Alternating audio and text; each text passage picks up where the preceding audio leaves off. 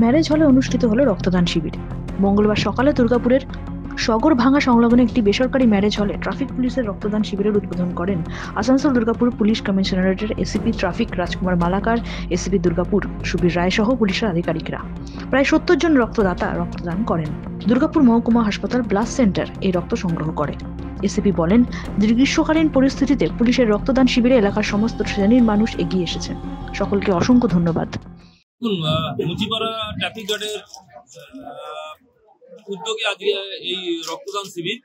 আমরা আশা করছি এখানে প্রায় 70 জন মানুষ, বিভিন্ন পেশার মানুষ আছেন, তারা রক্তদান করবেন। তো সবে আমাদের শিবির শুরু হয়েছে, এখন শিবির চলবে। দেখা যাক, আমরা আশাবাদী অন্তত 70 জন এখানে রক্তদান করবেন।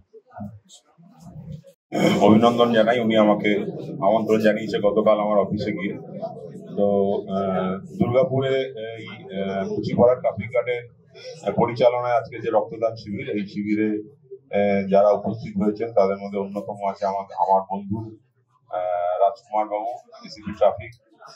এখানে আছেন আমার খুব পুরনো আয়ুব বাবু আছেন, এখানে করবী ম্যাডাম আছেন, বিভিন্ন ট্রাফিক গার্ডের ওসিরা আছে, দুর্গাপুরের ট্রাফিক গার্ডের সন্দীপ আছে, এখানে অনুপ আছে, কাকসা ট্রাফিক গার্ডের, তথাপি এখানে সমস্ত ট্রাফিকের অফিসাররা আছে, ফোর্স আছে, সিভিক ভলেন্টিয়ার আছে, সাধারণ মানুষ আছে। আমি যেখানেই রক্তদান শিবিরের আমন্ত্রণ পাই আমি চেষ্টা করি সেখানে উপস্থিত থাকার। যেটা একটু আগেই আমার বন্ধু, আমার বিখ্যাত অ্যাঙ্কারার রাজশেখর এখানে যেটা বারবার করে উপস্থাপন করছে যে রক্তের যে চাহিদা, তো সেই সম্বন্ধেই একটু উৎসাহিত করার জন্য আমি আসি। যদি কেউ একজনও উৎসাহিত হয় আমাদের বক্তব্যের মাধ্যমে, যেটা আয়ুব বাবু বললেন, তাহলে আমি মনে করবো যে আমাদের জীবন সার্থক। কারণ রক্ত এমন একটা জিনিস যেটা মানুষের শুধু প্রাণ বাঁচায়, এর আর কোনো পরিপূরক নেই। এবং আমাদের দেশে সত্যি 140 কোটি মানুষের দেশে রক্তের এখনো দরকার পড়ে। আমাকে কিছুদিন আগে সাব ডিভিশনাল হসপিটালে সুপার স্যার ফোন করেছিল যে আমাদের ব্লাড ব্যাংকে একটু রক্ত প্রয়োজনীয়তা হচ্ছে, আপনারা একটু ব্লাড ডোনেশন ক্যাম্প গুলো একটু অর্গানাইজ করুন। তো আমরা সেটাই ভাবি যে সারা ভারতবর্ষে এত কোটি কোটি মানুষ, সেখানে রক্তের এত সমস্যা কেন হয়, এই সচেতনতাটা আমাদের মধ্যে নেই বলে আমরা এই সমস্যার মধ্যে পড়ি।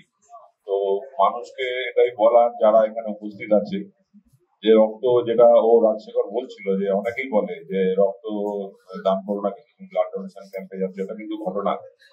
তো আমি জানি যে রক্ত দান করলে রক্ত শরীর থেকে যায় বটে কয়েকদিনের জন্য, কিন্তু এতে উপকারিতা অনেক বেশি আছে, অপকারিতার থেকে উপকারিতা অনেক বেশি আছে। এই জিনিসগুলো মানুষের জানা নেই বলে হয়তো দিতে চায় না। কারণ রক্তদান করলে শুধু মানুষের যে প্রাণ বাঁচে তা নয়, এটা একটু ভেবে দেখলেও হয় যে আমার রক্ত যখন আমরা দান করে চলে যাচ্ছি, আমরা কিন্তু কেউ খোঁজ নেই না যে এই রক্ত কার শরীরে যাচ্ছে, সে কোন জাতের, কোন ধর্মের। আবার যে গ্রহণ করছে সেও খোঁজ নেয় না যে এই রক্ত কে দান করেছিল।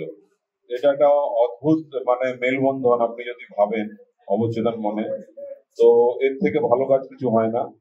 আর রক্ত দিলে শরীর অনেক ভালো থাকে। রক্ত দিলে, যেমন করবী ম্যাডাম বলছিলেন যে আপনার, আমি যেটা জানি যে আপনার আয়রন লেভেল খুব ভালো থাকে, শরীরে আয়রন লেভেল ভালো থাকা খুব দরকার। দুর্গাপুর থেকে হরি ঘোষের রিপোর্ট, এএনএম নিউজ। আরও খবরের আপডেট পেতে সাবস্ক্রাইব করুন আমাদের ইউটিউব চ্যানেলটি আর বেল আইকনে ক্লিক করুন নোটিফিকেশনস পেতে।